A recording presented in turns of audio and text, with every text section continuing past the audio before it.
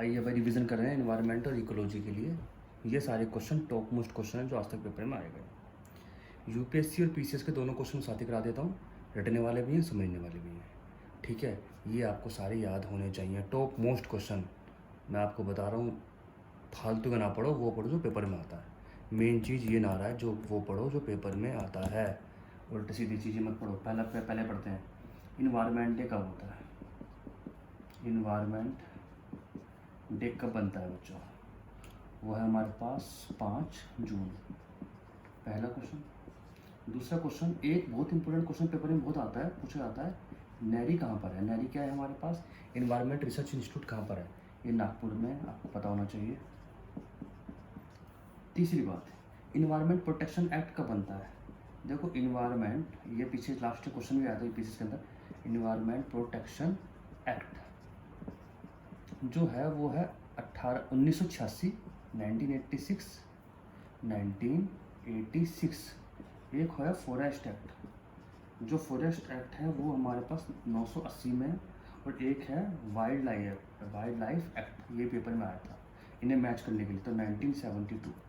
ठीक है जी, 1972 में वाइल्ड लाइफ बनता है। फॉरेस्ट एक्ट हमारा 1990 के अंदर है। इन्वायरमेंट हमारा प्रोटेक्शन एक्ट है 1986 के अंदर। वाइल्ड लाइफ के अंदर एक चीज़ और आती है, नाम है उसका, इसका नाम है इको सेंसिटिव जोन।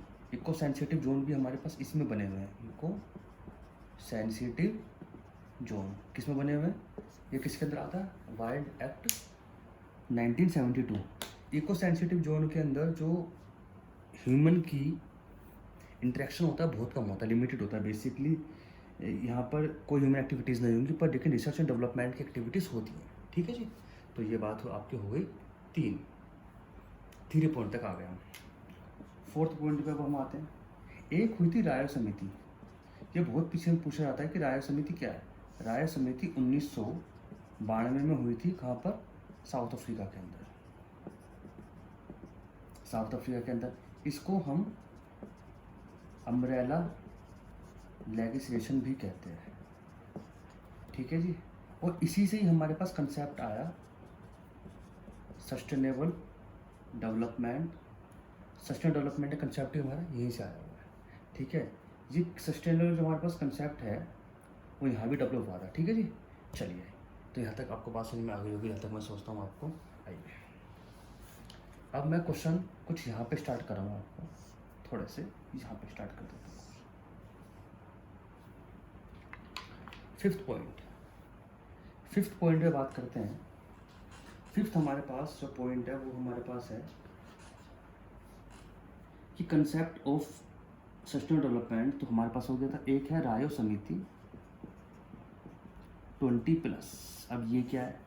देखो 1992 तो हो गए थे और 20 साल और जुड़ गए, तो 2012 में राय समिति 20+ हुई थी। ठीक है, इसको हम कहते हैं अर्थ समिति। अर्थ समिति कहते हैं। इसी के अंदर ही एजेंडा 21 लिया गया था। एजेंडा 21 है। ठीक है, इसे कंप्लीट करने की जो डेट है वो 2030 है। ये मैंने आपको मेन पॉइंट बता दी हैं, ये चीज़ें आपको पता होनी चाहिए। ये क्वेश्चन आपको मिलेंगे कहाँ पर? जब आप कोई एग्ज़ाम दोगे, उत्तर प्रदेश पीसीएस दोगे या फिर पीसीएससी दोगे। तो ठीक है, तो राय समिति क्या है हमारे पास? 20+ क्या है हमारे पास? 2092 के अंदर 20 और साल और जोड़ दो तो 2020 में हुई थी। इसे अर्थ समिति भी कहते हैं, एजेंडा 21 भी सही कहते हैं, और 2030 तक इसका टारगेट है। तो ये क्या है इसका टारगेट? कब तक है? 2030 तक। तो यहाँ तक आपको बात समझ में आ गई होगी मेरे ख्याल से। चलिए टॉपिक चलते हैं 5वें पे। इंपॉर्टेंट क्वेश्चन करा रहा हूँ बच्चों, मैं अभी बता रहा हूँ आपसे। आप कुछ ही पढ़ते रहो, कुछ कोई फर्क नहीं पड़ रहा, वो पढ़ते रहो जो आप पढ़ रहे हो, जो मैं करा रहा हूँ वो आप कर लो थोड़े से क्वेश्चन के लिए। गैस का कंपोजिशन देखो, गैस का कंपोजिशन अगर आप, ये पेपर में आया था, कंपोजिशन एयर के अंदर बता दो जरा कौन कौन सी एयर में सबसे पहले आते हैं। याद कर लो, नोइक मतलब नाइट्रोजन सबसे ज़्यादा आती है, फिर ऑक्सीजन आती है, फिर आर्गन आती है, और फिर आती है CO2। बच्चों ये इंपॉर्टेंट है, याद करने का तरीका नोइक को।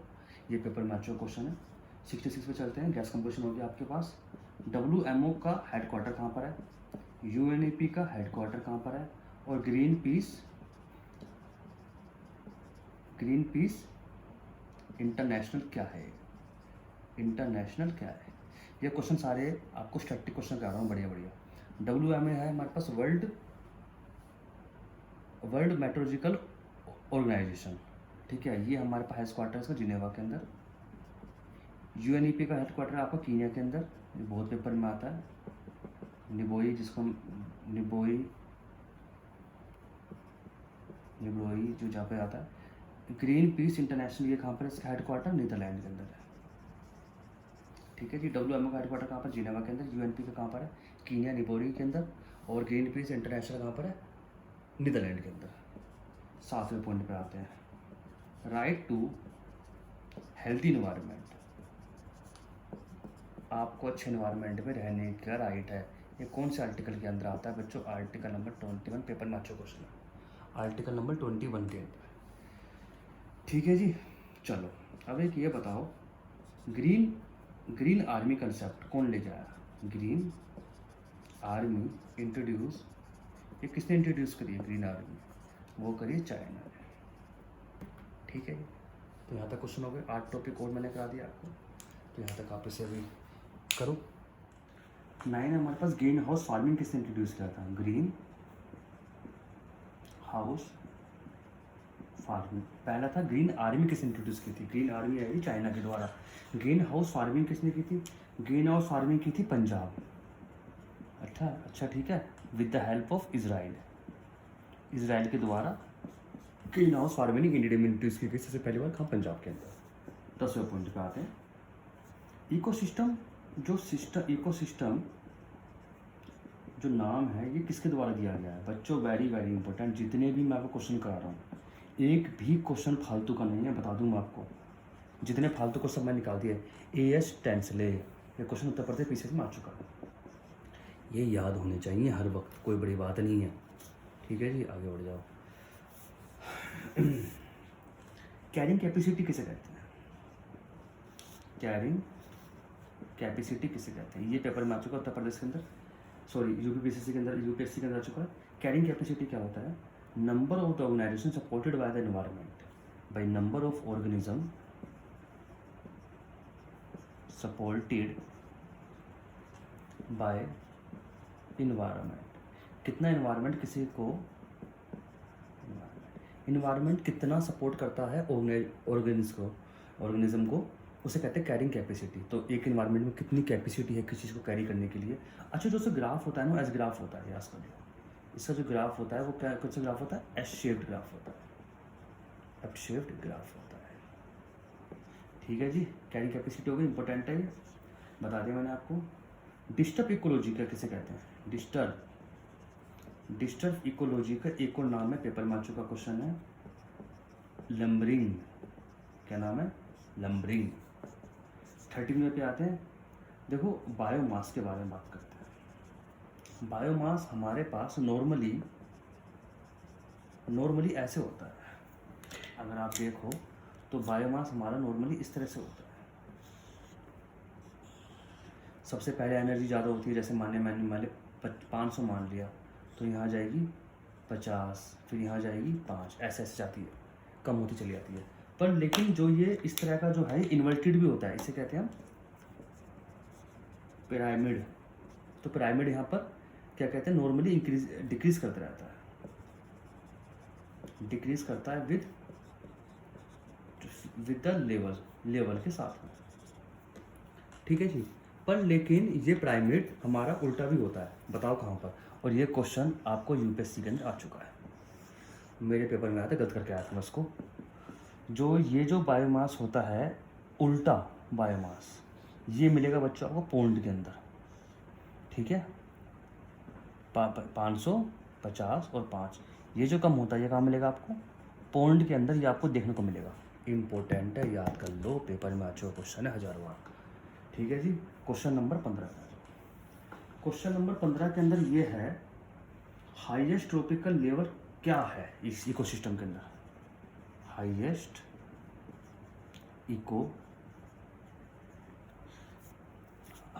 Tropical level in eco system किसे कहते हैं। हाईएस्ट ट्रॉपिकल लेवल जो होता है वो डिकम्पोजर में होता है, कहाँ होता है बच्चों, डिकम्पोजर में। इंपॉर्टेंट क्वेश्चन है, हाईएस्ट डिकम्पोजन लेवल कौन सा हमारा? डिकम्पोजन है। चलिए, अच्छा, एक कम्युनिटी से, ये मैं आपको रिवीजन करा रहा हूँ, आपने पढ़ चुका होंगे आपने सब चीज़ें। एक कम्युनिटी से दूसरी कम्युनिटी में बनना, कम्युनिटी में बनना। जैसे एग्जांपल मैं आपको बता रहा हूँ, यहाँ पे था ग्रास और ये बनकर यहाँ पर फॉरेस्ट। तो एक कम्युनिटी से दूसरी कम्युनिटी में चेंज होने को क्या कहते हैं बच्चों? ज़रा बता दो। इकोटोन। क्या कहते हैं? इकोटोन। क्या कहते हैं बच्चों? इकोटोन। आ गई जी चीज़ें यहाँ तक। वापस आ जाऊँ थोड़ा सा मैं यहाँ पर, दोबारा करा देता हूँ क्वेश्चनों को। स्क्रीनशॉट खींच लो जिसे खींचना है।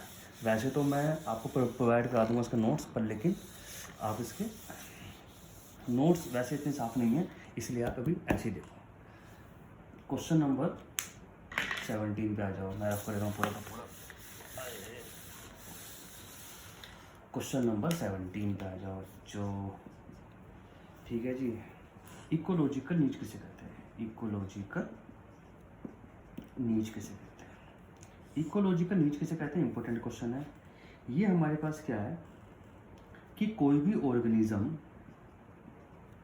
किसी भी चीज़ के अंदर, कम्युनिटी के अंदर रोल प्ले करता है, रोल प्ले करता है। ठीक है जी। दोनों, कौन कौन से? एक तो फिजिकल तो करता ही करता है, जिस दिखता है, वो फंक्शनल भी करता है, उसके बिना वो कम्युनिटी को अधूरी होती है। इसे कहते हैं इकोलॉजिकल नीच। इकोलॉजिकल नीच का मतलब क्या है कि क्या मतलब? Not only physical space occupied by the organism but also it is functional role in the community of the organism is called ecological niche. ठीक है। दो कम्युनिटी के अंदर ट्रांजेक्शन होना इकोटोन कहते हैं। टॉपिक नंबर 18 पे आते हैं। यहाँ तक आपको सारी बात हो चुकी है। बात करता हूँ मैं 3 चीज़ की। नाम है चिपको आंदोलन। एक भी क्वेश्चन छूट नहीं सकता। नर्मदा बचाओ आंदोलन। मैं पूरा करा दूँ उसको, इन्वायरमेंट, आप देख लेना अगर आपको कोई भी क्वेश्चन छूट जाए, मेरी गारंटेड है। और थर्ड है हमारे पास आपको मूवमेंट। जो चिपको मूवमेंट होता है, चिपको आंदोलन जो है, वो हमारे उत्तराखंड के अंदर हुआ था। ठीक है। इसका एक नारा था, वो था ecology is permanent ecology. Ecology is permanent ecology. ठीक है जी। इसके अंदर सबसे बड़ा जो नाम आता है उसका नाम है सुंदरलाल बागुआ। ठीक है। चलो, नर्मदा बचाओ आंदोलन कहाँ पर है? मध्य प्रदेश के अंदर। अगेंस्ट द डैम था, अगेंस्ट डैम। और डैम भी कौन सा है? सरदार सरोवर डैम। ठीक है जी। जिसको लेके इशू क्या था? हाइट को लेके था इशू, उसकी हाइट कम कर दी जाए। ठीक है। चलो, आपको मूवमेंट कहाँ पे हुआ था? ये हुआ था कर्नाटका के अंदर, और ये चिपको आंदोलन की तरह ही था बिल्कुल। तो 3 तरह के आंदोलन आपके सामने हैं। एक है चिपको आंदोलन। चिपको आंदोलन हमारे पास उत्तराखंड के अंदर हुआ था। इसके अंदर मेन नाम आया था इकोलॉजी से परमानेंट इकोलॉजी। नाम है इसका सुंदरलाल बागुना। नर्मदा बचाओ आंदोलन मध्य प्रदेश के अंदर है। ये था against the height of the dam. Dam का नाम था सरदार सरोवर डैम। सरदार सरोवर डैम जो था वो। और इसका एक नाम है मेघा पटनायक शायद नाम, उसने इसके खिलाफ आंदोलन किया था। Not important. आपको मूवमेंट हमारे पास का कर्नाटका के अंदर है। ठीक है जी। यहाँ तक आपको बात समझ में आ गई होगी। एक लास्ट लाइन लिख रहा हूँ। जो एनर्जी फ्लो होती है इकोसिस्टम के अंदर, उसकी डायरेक्शन कौन सी होती है? Direction is uni direction. Uni direction. Energy flow in the ecosystem is uni direction. आप अपने नोट्स पढ़ते रहो, मेरे पास क्वेश्चन करते रहो, वो आपके नोट्सों को इम्प्रूव कर देंगे बेसिकली। ठीक है जी। 19 तक हो गए। अब मैं ज़रा 20 भी लिख देता हूँ हाथों हाथ। क्वेश्चन नंबर 20 पे ये है, इनमें से प्रोडक्टिविटी के हिसाब से बताओ। प्रोडक्टिविटी देखो, सबसे ज़्यादा प्रोडक्टिविटी होती है मैंग्रोव की। अच्छा, मैंग्रोव बता दो कहाँ मिलते हैं बच्चों? पहले ये बता दो। सुंदरबन में मिलते हैं और गुजरात में मिलते हैं। मैंग्रोव जो है नंबर 1 ज़्यादा मिलते हैं सुंदरबन में, दूसरे मिलते हैं गुजरात के अंदर। पेपर में इंपॉर्टेंट है। उसके बाद जो प्रोडक्टिव सबसे ज़्यादा मैंग्रोव की होती है, इसके बाद होती है ग्रासलैंड की। ठीक है, उसके बाद होती है लेक की और उसके बाद होती है ओशियन की। इसको याद करने का तरीका है MgNO।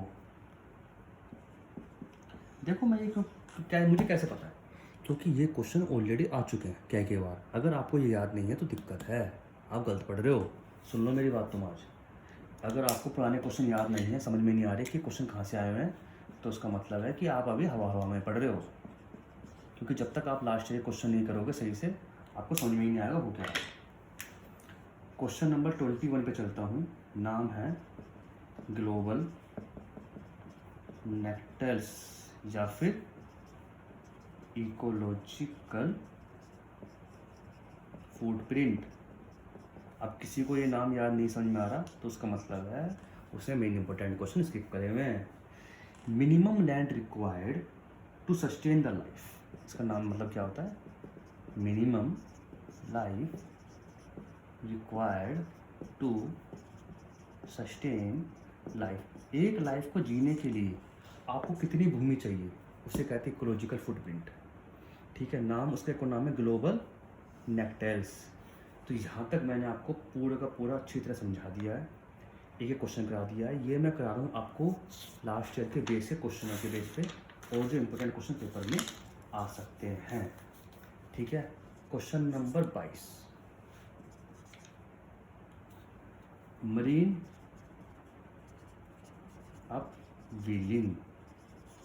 Marine up wheeling, marine up wheeling हमारे पास क्या होती है कि replacement hot water by cold water.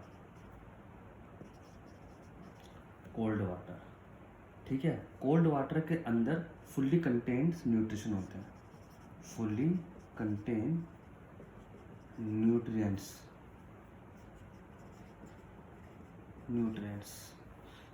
बताऊँ मैं एक बार, न्यूट्रिएंट्स। मरीन अपवेलिंग पेपर में आ चुका है ये आपके, अगर आपको पता होगा यूपीएससी में पूछा जा चुका क्वेश्चन है। मरीन अपवेलिंग क्या है? मरीन अपवेलिंग क्या करता है? Replacement of the hot water to the cold water. जब हॉट वाटर कोल्ड वाटर से रिप्लेस हो जाता है तो वो न्यूट्रिशन भी आ जाता है, जिसकी वजह से प्रोडक्टिविटी बढ़ जाती है, जो प्रोडक्टिविटी इंक्रीज कर जाती है। मैंग्रोव के बारे में एक मेन बात क्या है कि मैंग्रोव जो पेड़ होते हैं वो फ्लड को बचाते हैं, जब फ्लड आता है तो उसको रोक भी देते हैं। इसलिए जो सुनामी थी हमारे पास वो उस तरफ कुछ एरियो में कम आई, कहीं पर ज़्यादा आई। ये सुंदरबन एरिया के अंदर वो ज़्यादा नहीं आई क्योंकि वहाँ पर सबसे ज़्यादा मैंग्रोव थे, उसने रोक दिया उसकी इंटेंसिटी को। तो मरीन अपवेलिंग की बात करते तो मरीन अपवेलिंग हमारे पास क्या है? Replacement of the hot water by the cold water, जिसकी वजह से क्या होता है जब कोल्ड वाटर आता है तो वहाँ पे ज़्यादा न्यूट्रिशन आ जाता है, न्यूट्रिशन की वजह से प्रोडक्टिविटी हमारी क्या हो जाती है जो इंक्रीज कर जाती है। तो यहाँ तक मैंने आपको 22 करीब क्वेश्चन करा दिए हैं। अगर आपको लगे कि भाई मैं थोड़ा बहुत ठीक करा रहा हूँ तो थोड़ा बहुत उसको आप लाइक कर देना, शेयर कर देना। अगर मुझे लगेगा कि आप इंटरेस्टेड हैं इसको सुनने में तो मैं इसको आगे बढ़ाऊँगा, नहीं तो फिर आप एक टेस्ट देखिए। ठीक है, इसे लाइक करें, शेयर करें और मुझे बताएं कि हाँ अगर आपको सही लग रही हैं चीज़ें। ये सब एक रिवीजन है, जो आपने पढ़ा हुआ है उसके ऊपर, समझ रहे हो बात को? ये मैं कोई टॉपिक नहीं पढ़ा रहा हूँ, ये मैं आपको रिवीजन करा रहा हूँ जस्ट लास्ट ईयर क्वेश्चंस की, ये जो मेन इंपॉर्टेंट क्वेश्चंस होते हैं जो जनरली रिपीट होते रहते हैं। अगर मान लिया 10 क्वेश्चन इकोलॉजी के आएंगे, मैं 100% गारंटी दे रहा हूँ इसमें से 6 मिल जाएंगे आपको, 4 वो आपके नॉलेज के ऊपर। आपने कितना पढ़ा है? ठीक है ji, thank you for the watching.